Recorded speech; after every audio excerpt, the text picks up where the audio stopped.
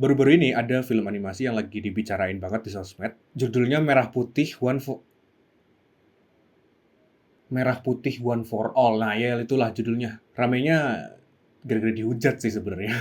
Gara-gara posternya kayak gini dan trailernya kayak gini. Dan tagline-nya, ini gue harus sebutin karena ini lucu banget. Kami kecil, titik, titik, titik. Tapi cinta kami untuk merah putih, titik, titik, titik. Tak pernah kecil. Yang mana bukannya kedengeran kayak dialog anak-anak, malah kayak chat WhatsApp bapak-bapak ya. Gue tuh jadi bertanya-tanya gitu. Buat apa sih film ini dibuat? Gue ngerti mereka pengen bikin film animasi bertema kemerdekaan. Rilisnya Agustus biar sesuai momennya, I guess. Yang mana ya menjelaskan kenapa hasilnya kayak gini. Orang mau nggak mau kejar tayang harus jadi Agustus 2025. Gue ngerti, gue cari infonya ini tuh kayak PH dari daerah mana gitu, gue lupa.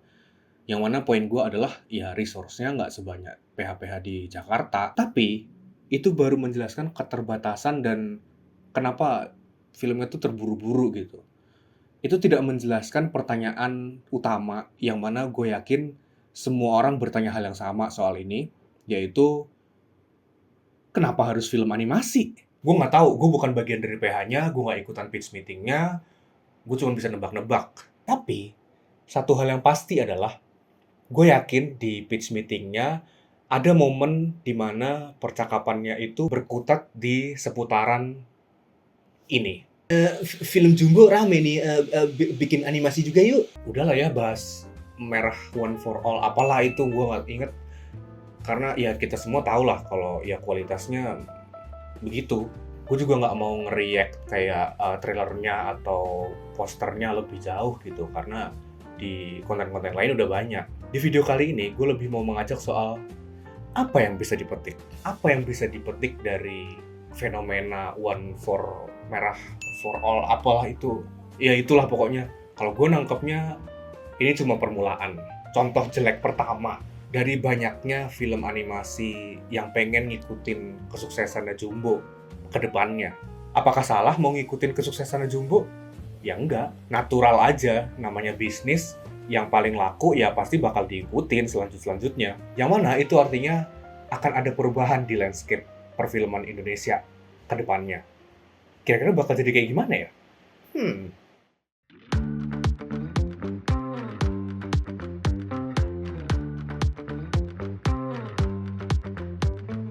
Halo, selamat datang di Frame and Flame, tempat di mana gue bahas film dan industrinya yang nggak kalah drama dari filmnya.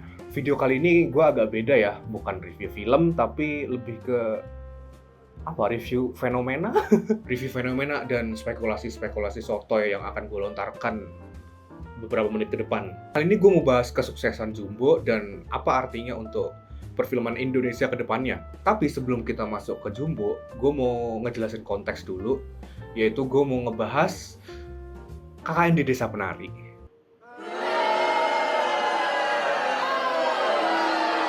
Tenang. Jangan disorokin dulu, please. Iya. Nanti nyambung ke Jumbonya kok. Ini cuma konteks doang. Gue mau flashback dikit ke tahun 2022, di mana perfilman Indonesia masih kacrut banget gara-gara pandemi. Bioskop udah buka dari 2021 sih, tapi belum ada hook yang narik orang kembali gitu ke bioskop. Lalu, rilislah KKN Desa Penari yang udah diundur dari 2019 or something, gue lupa deh. Terus ya, terjadilah itu. KKN jadi film terlaris sepanjang masa di Indonesia pada zaman itu, sebelum Jumbo. Di satu sisi, ya itu jadi film pertama yang menarik orang untuk balik ke bioskop lagi. Tapi di sisi lain, sisi negatifnya, itu film horor tuh kayak ngebanjirin bioskop gitu. Ya, ngebanjirin bioskop saking banyaknya, mulai dari horor yang inovatif sampai horor yang kayak eksploitatif, yang kayak anjing ini buat apa sih dibuat, itu ada semua. Tiap minggu tuh ada kali 5 film horor baru or something, I don't know. Intinya banyak lah gitu. Efek KKN sukses, market ngikutin gitu loh. Tapi di tahun 2025, in a surprising turn of events, sekonyong-konyong, tiba-tiba muncul sebuah film animasi yang mana kita tahu marketnya kecil banget, tiba-tiba datang mengalahkan KKN gitu aja. Yap, kita ngomongin film Jumbo sekarang. Nah, karena kita udah tahu konteksnya soal film KKN sebelumnya, yang mana membuat bioskop jadi dibanjiri oleh film horor, gimana dengan Jumbo? Jumbo kan ngalahin KKN Desa Penari nih sebagai film terlaris sepanjang masa di Indonesia. Apa ngaruhnya ke industri? Apa yang bakal terjadi ke perfilman Indonesia ke depannya? Well, ini masih bisa berubah ya. Ini cuman ya, balik lagi, ini spekulasi sotoy gue. Tapi gue udah nemu beberapa hal dan ya gue punya thoughts about it. Di Hollywood itu ada jokes kayak gini. Kalau ada film yang sukses, PH-PH bakal belajar hal yang salah dari situ. Film Barbie laku misalnya, wah mereka bakal mikir, orang-orang suka nih film-film tentang mainan. Padahal kan nggak sesimpel itu juga ya, ada faktor lainnya juga. Filmnya bukan cuma sekedar Margot Robbie disuruh pakai baju Barbie. No. Nah, apparently PH nggak ngeliat itu dan yang mereka pikirin cuman, oh iya kita harus bikin lebih banyak lagi film tentang mainan. Ayo kita collab lagi sama Mattel yang bikin Barbie. Ini yang gue lihat di sini ada Hot Wheels mau dibikinin filmnya. I don't know, Matchbox yang mana ya sama tentang mainan mobil-mobilan juga ya, mau kayak jadi balapan doang gitu. Dan juga ini ada Uno mau difilmin. Lu bayangin nggak filmnya kayak gimana, ha? Lu mau bikin film Casino Royale tapi pakai Uno, ha? Nah di Indonesia gimana? Well, beberapa bulan setelah Jumbo ngalahin KKN, diumumin tuh project-project animasi yang mana bahkan beberapa dari mereka udah rilis. My Stupid Boss Animated Series, Warkop DKI Cartoon, Garuda di Dadaku Animated, Panji Tengkorak, dan lain-lain dan sebagainya. Gue bisa sebutin listnya panjang. Gue nggak bilang semua proyek animasi ini tuh terinspirasi langsung dari Jumbo ya. Beberapa dari mereka udah mulai produksi bahkan dari sebelum Jumbo tayang di bioskop. Tapi yang jelas adalah ada push di marketing di sini. Karena Jumbo jatuhnya masih fresh jadi film terlaris Indonesia sepanjang masa. PH ngelihat ada potensi pasar di animasi, ya udah mereka langsung aja keluarin apa kayak kebanyakan pada ngeluarin promotional material sih kayak trailer atau poster. Tapi dari sini ada yang menurut gua bukan kurang tepat sih, lebih kepada ada satu hal yang kurang diperhatiin gitu. Ada oversight gitu dari fenomena ini. Apa tuh kira-kira ya?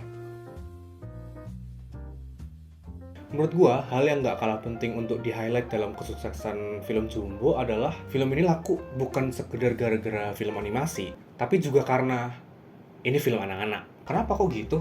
Satu, yang udah jelas banget ya jumlah penontonnya sih, yang mana namanya film anak-anak ya.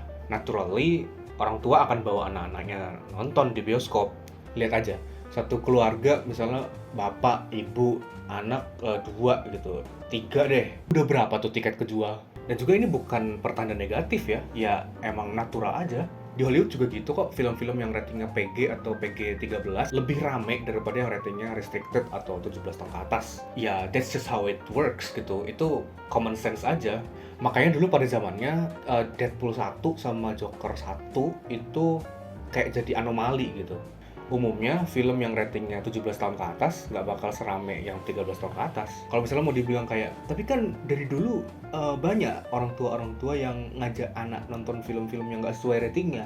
Well, ini beda. Kali ini yang ngajak anaknya nonton itu bukan sekedar ortu-ortu tolol yang ngajak anaknya nonton film horor gitu misalnya. Tapi juga ortu-ortu yang emang pinter gitu secara sadar pengen ngajak anaknya nonton film-film yang emang ya buat anak-anak. Nah, film anak-anak itu mempertemukan kedua jenis parents ini. Nah, dari situ udah berapa tuh tiket kejual? Alasan kedua, Jumbo tuh datang di saat yang perfect. Amit-amit ortu-ortu ngasih anaknya nonton hiburan kayak Tungtung Sahur, Ballerina Cappuccina, Brain Rot, dan lain-lain tuh kayak wait, udah kejadian ya? Anyway, intinya Jumbo tuh menghadirkan apa yang udah lama absen gitu. Bocil-bocil suka karena ceritanya tentang petualangan dan lagu-lagunya juga enak. Ortu-ortu seneng karena anaknya seneng, dan juga beberapa ada yang relate sama tema-temanya. Intinya kena banget lah sama marketnya gitu. Tapi gimana dengan yang protes katanya film Jumbo nggak cocok untuk anak-anak gara-gara ada kliniknya? Ya elah, yang ngomong gitu mah nggak usah didengerin. Yang ngomong gitu kan bukan anak-anak, cuman boomer-boomer nggak jelas gitu. Ya mereka mah protesin semua hal, biarin aja itu mah. Jadi menurut gua kalau misalnya emang mau ngikutin kesuksesan Jumbo, yang harus digarisbawahi adalah film anak-anak. Yang mana menurut gua nggak harus animasi sih. Bisa dalam bentuk lain, kayak misalnya ya film-film kayak Petualangan Sherina tuh bisa jadi alternatif. Tokoh utamanya anak-anak ngelakuin adventure, lagu-lagunya catchy, temanya juga masih relate gitu sama orang dewasa. Kenapa gue nyaranin live action sebagai alternatifnya? Ya karena film animasi tuh mahal dan ribet. Jumbo aja bikinnya 5 tahun. Beda gitu waktu zaman pasca KKN kemarin, dimana film horor bisa diciptain cepet-cepetan. Bikin film live action juga susah. Dan ini bukan mau banding-bandingin struggle mana yang paling susah, mana yang enggak. Poin gue lebih kepada gini, film horor kalau jelek, orang bisa aja telan-telan aja. Film animasi jelek, kalau dipaksain bikin film animasi buru-buru kayak pabrik, apalagi industri Indonesia belum sekuat negara lain, ya hasilnya nggak bakal jadi another Jumbo. Hasilnya cuma bakal jadi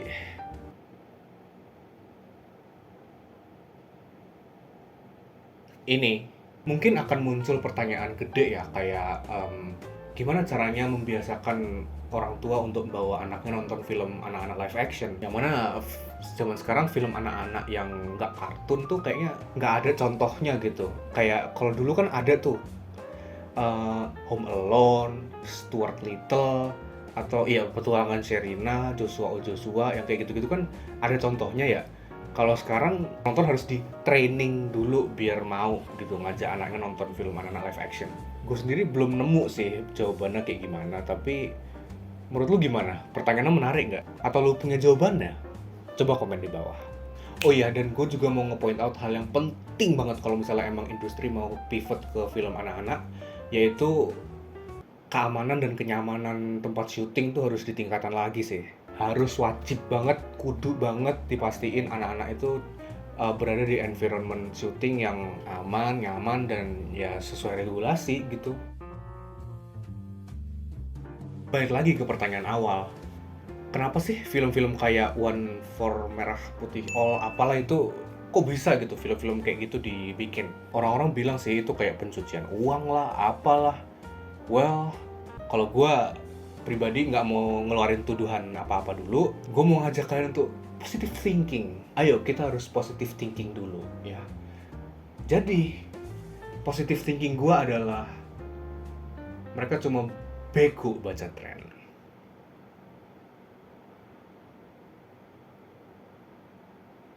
Soalnya ya aneh aja kalau misalnya lu bikin film animasi buru-buru karena takut hype-nya Jumbo turun gitu. Kesuksesan Jumbo tuh kayak cuman titik awal sebenarnya. Titik awal pergeseran industri yang ya ngarah ke animasi ke depannya. Gue nggak mau terlalu over glorify atau kayak terlalu meromantisasi film terlaris, tapi satu hal yang pasti adalah ya influence-nya, pengaruhnya bakal ada gitu ke industri ke depannya. Apakah abis ini film horor bakal hilang? Enggak sih. Film horor mau di industri manapun, bahkan di Hollywood sekalipun, ya nggak akan pernah mati. Tapi poin gue lebih kepada gimana kalau horor itu kita imbangin dengan film-film lain, animasi atau film anak-anak, atau mungkin kayak alternatifnya animasi tapi yang bukan buat anak-anak juga. Kayak itu Panji Tengkorak tuh. Terus juga selain itu kali aja yang nggak tahu ya, dengan lakunya film sore mungkin tiba-tiba film Indonesia jadi rame juga sci-fi gitu. Poin gue lebih kepada ya gimana kalau misalnya perfilman Indonesia jadi lebih beragam lagi, muncul dan lakunya film yang lebih beragam. Itu menunjukkan kayak ya penonton Indonesia sebenarnya terbuka-terbuka aja sama film-film yang nggak melulu tentang ya horor-hororan lah. Gue penasaran nih ke depannya ada apa lagi nih perfilman Indonesia. Gue agak optimis sih ke depannya gimana. Kalau lu gimana? Coba komen di bawah. Kalau suka konten kayak gini jangan lupa like, share, dan subscribe. Dan jangan lupa jangan bawa anak-anak nonton film horor Indo lagi ya. Kasihan anak-anaknya. Selain karena kasihan anaknya takut, kasihan gitu anaknya dicekokin nonton film horor jelek melulu. Anyway, see you next time.